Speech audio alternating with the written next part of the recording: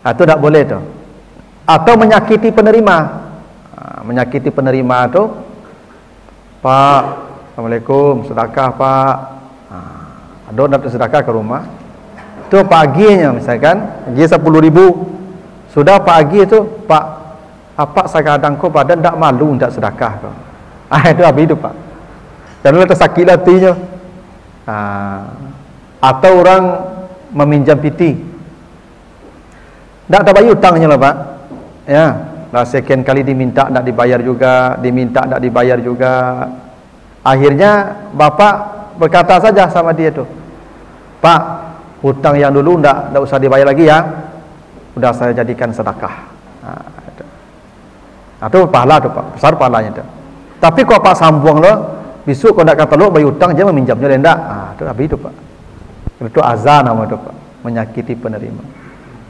Atau ria. Ria itu menampakkannya. Ya. Tiok menyumbang wajib ditulis di papan. Lupa pengurus cari-cari. Lalu je tulis dah ya. Ya dah. Gelisah tu. Besok lalu je tulis. Hari ketiga panggil pengurus dah. Pak pengurus. Dan patang tu lah tulisan itu. Tu ria tu Pak. Ya, ria itu ada keinginan agar orang tahu.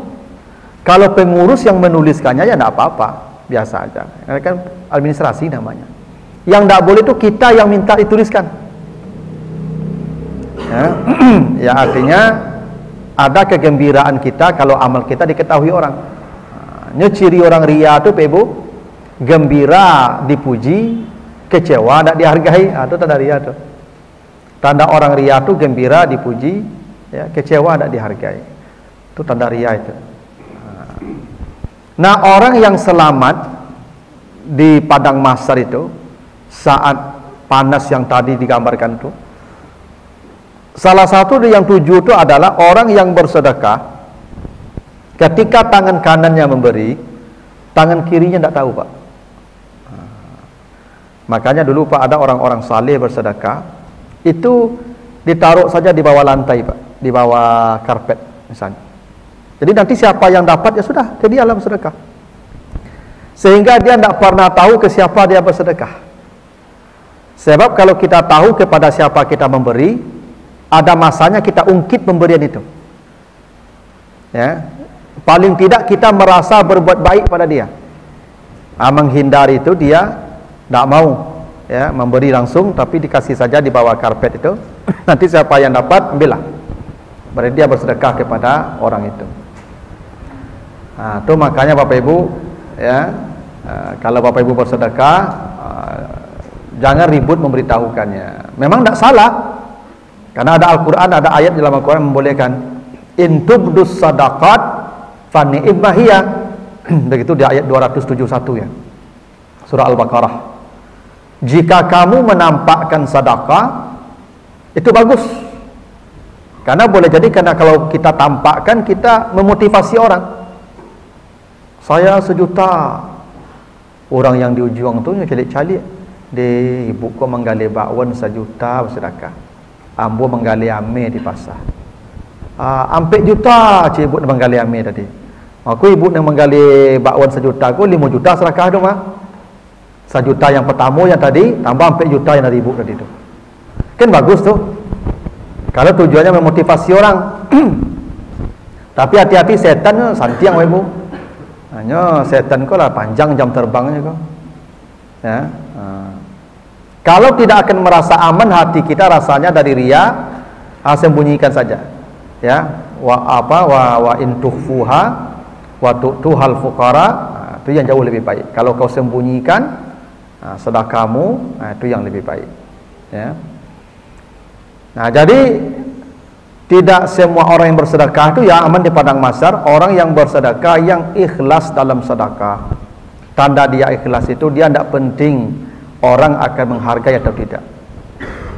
Makanya kalau Bapak Ibu baca surah Al-Insan ayat 8 sampai 12, apa kata Allah? Inna nakhafu min rabbina yauman abusan kamtarira. Besok ada manusia ya ketika berdiri di padang mahsyar, orang wajahnya pucat pasi, masam, takut, panas. Walaqahum nadrataw wa surura. Dia menghadap Allah dengan wajah yang riang gembira. Tidak ada wajah masam, kusam, tidak ada. Wajahnya riang gembira, nadrataw wa surura. Riang dan gembira, cerah, berseri-seri wajahnya menghadap Allah. Apa amalnya? Wa yut'imunat ta'am ala hubbihi miskina wa yatima wa asira. Di dunia dia suka memberi makan kepada orang. Itu hobinya, Pak. Jadi ada orang hobi kasih makan. Ya, pokoknya hobinya kasih makan orang. Ya, sobok jo kawan, kasih makan, kirim makan, kasih makan, kirim makan. Tapi ketika memberi makan itu kata Allah, dia berkata, apa katanya? La nuridu minkum jazaa'a wala syukura. Saya tidak ingin berterima kasih kalian dan tidak ingin pula membalasnya. Jadi kalau saya beri sudah, jangan berterima kasih. Jadi orang yang dilindungi di padang mahsyar itu takut dia kalau ketika memberi itu orang terima kasih Pak, terima kasih Ibu, takut dia mendengar kata terima kasih itu. Jangan-jangan kata terima kasih itu sudah menjadi balasan amalnya, sudah selesai sampai di situ. Kadang-kadang kan gitu, Pak. Ketika beragi ke orang kan tu nyomoncong saya pada Pak. Saya pandai terima kasih seperti Allah saya. Itu tu, Pak. Justru ketika dia tidak berterima kasih itu kita senang. Ya. Karena mereka yang selamat di padang mahsyar itu kata Allah ketika memberi mereka berkata, apa kata mereka? La nuridu minkum jazaa'a wala syukura. Kami tidak ingin terima kasih dari kalian. Kadang-kadang awak kan kalau tidak dihargai orang kan jadi imperang, Pak. Pokoknya ada caleg menyumbang karpet untuk Mas Haji, Pak. Tak tak pilih loh, Pak, tak dapat suara di situ loh, Pak. Nyelo karpet ke balik. Ya, nyelo karpet ke balik. Itu ndak lah tu. Ya kan? Jadi sedekah, yang sedekah tu disembunyikan, ya rapat. Itu makanya apa Ibu? Perintah bersedekah tu ya itu malam dan siang. Ya. Jadi kalau dalam Al-Qur'an bersedekah itu wa yunfikuna ya ana al-laili wan nahar, begitu cara dalam Al-Qur'an itu. Malam dan siang. Jadi bersedekah itu bukan siang dan malam. Ya, tapi malam dan siang. Kenapa bukan siang dan malam bersedekah? Kalau siang nampak dorang, Pak. Kalau malam enggak. Nah, didahulukan malam daripada siang untuk menunjukkan sedekah yang paling baik itu malam hari. Ya, Pak. Itu sedekah yang paling baik. Jadi sedekah yang paling baik itu malam hari kita antarkan ke rumah orang, sehingga yang menerima tidak kehilangan air muka di depan orang banyak. Ada orang nampak, Pak, orang kayu zakat atau sedekah, nyo antrikan orang di muka rumah, Pak, orang miskin. Nah, nyo lagi tidak banyak, Pak, 20.000 nyo, tapi orang antri setengah hari di muka rumah, Pak. Ambo kok Kapolda tu, Pak, ambo tangkuk orang kayu macam tu. Bersedekah itu tidak begitu.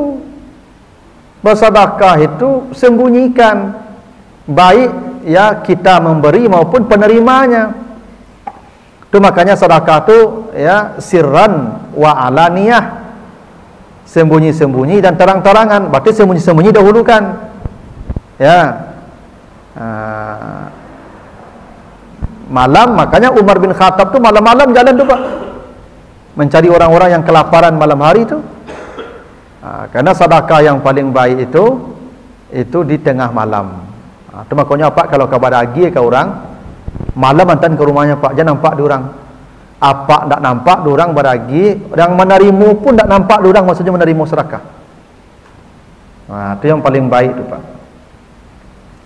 Itu, tapi bersedekah itu sesuatu yang besar nilainya, tapi yang paling besar lagi kalau kita mampu menyembunyikan sedekah kita. Makanya ada orang-orang Pak Ibu letak di muka pintu orang tu Pak, kok sembako ke apa. Sehingga tak tahu siapa nak bagi lah. Gitu. Nah, saya kadang-kadang begitu tu Pak Ibu. Kadang di pagar rumah tu ala tak gantung saya kue Bu. Ala tak gantung saya ya tu makanan, buah-buahan. Ada siapa yang bagi dah jadi dembo lah.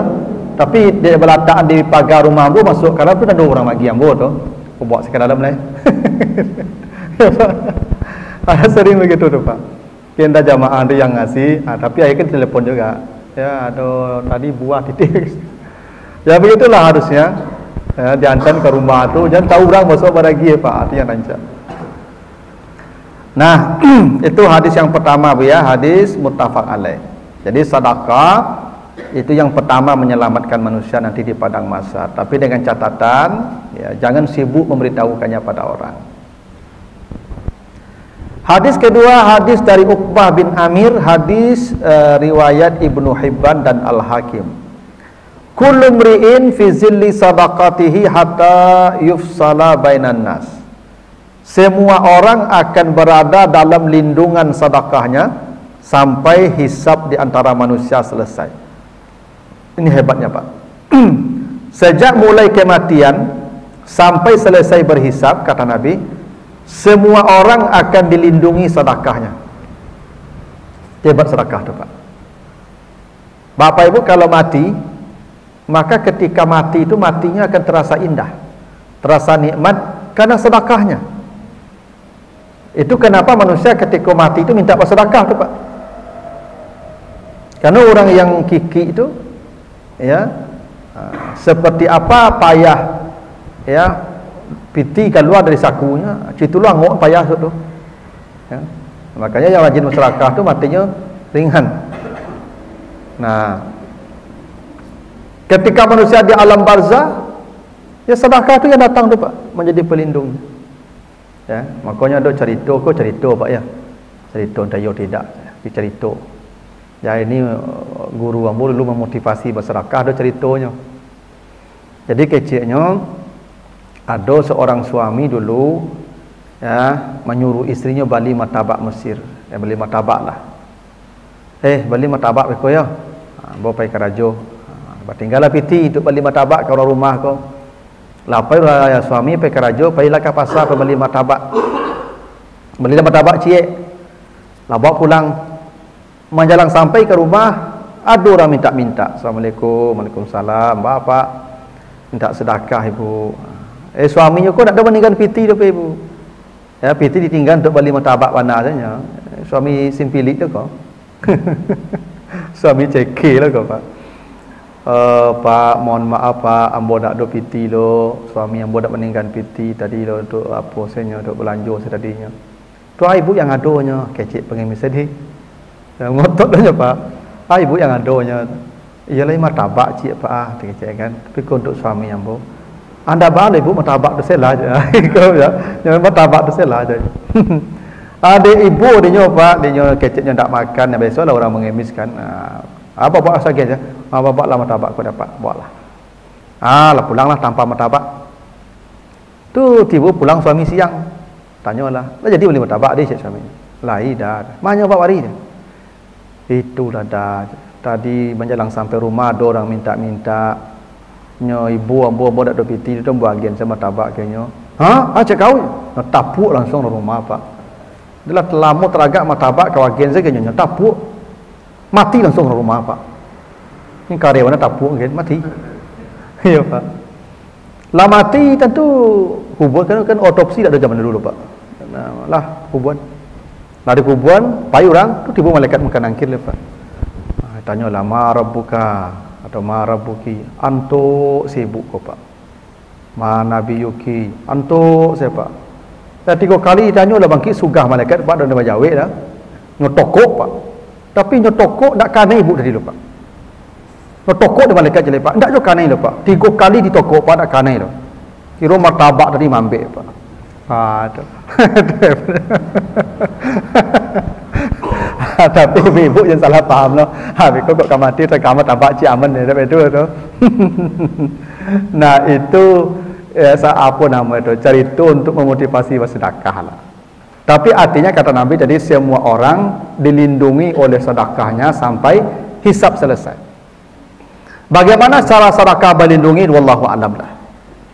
Yang pasti setelah dia mati sampai berhisab, itu dimudahkan menghadap Allah, disebabkan sedekah dia tadi, ya. Maka begini Bapak Ibu, dalam hadis sahih ya, kenapa menanam pohon itu mengamankan manusia sampai hari kiamat? Salah satu amal yang mengamankan manusia sampai hari kiamat, kata Nabi, man gharasa nakhlan, yang menanam pohon.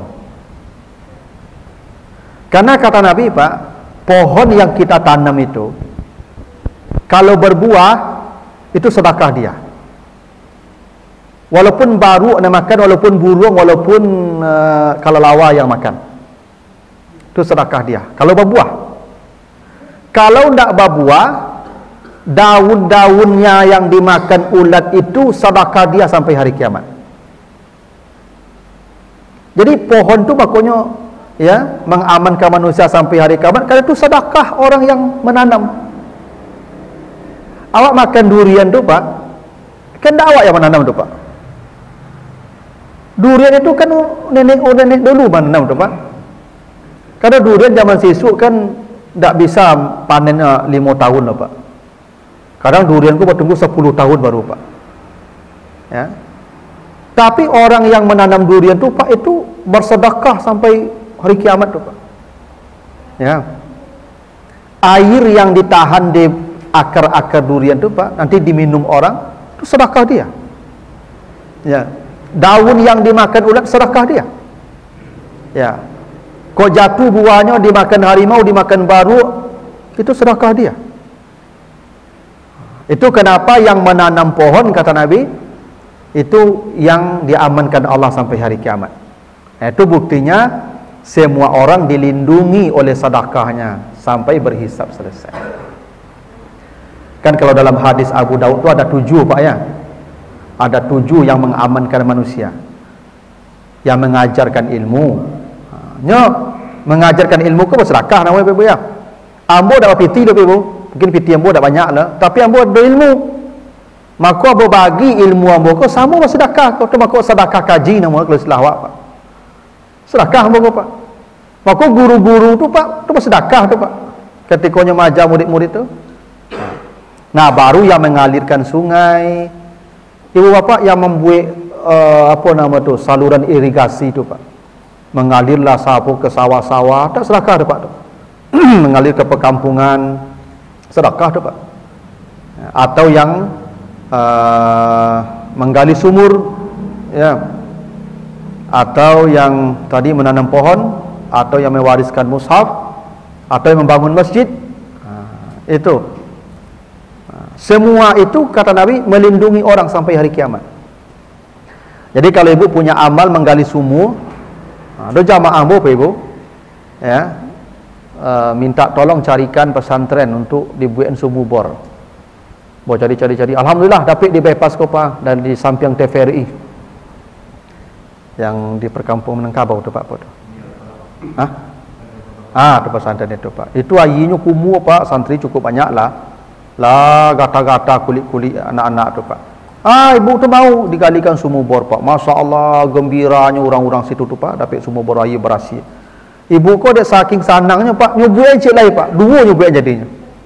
Padahal 1 saja sudah cukup dia untuk aman sampai hari kiamat tu. Ya. Kalau dia punya amal menggalikan sumur 1 saja sudah cukup untuk membuat dia aman sampai hari kiamat. Nih, Bapak Ibu nih, mumpung ya harta masih di tangan ya, mumpung.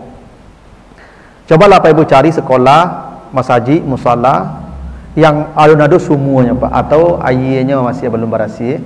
Coba Pak cari Pak, galianlah sumur di situ Pak. Masya Allah Pak, menggalikan sumur itu amal yang paling hebat Pak. Dan dijamin Pak sampai hari kiamat itu dilindungi oleh air sumur itu. Walaupun sumurnya kalau ditutup Pak, walaupun sumurnya sudah kering, tapi jariah itu masih mengalir terus sampai hari kiamat. Yang menggalikan sumur. Ya banyak Pak.